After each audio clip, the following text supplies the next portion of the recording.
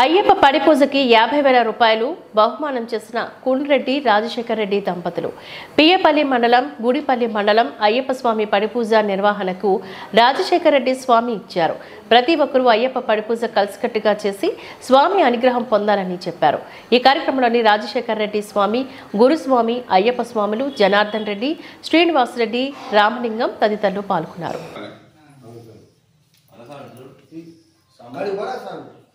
అందరికీ విన్నపం స్వామి, ఈరోజు నేను పడి పూజలు బాగానే నా వంతుగా స్వామివారికి 50,000 రూపాయలు నా వంతుగా సహకరిస్తున్నాను. స్వామి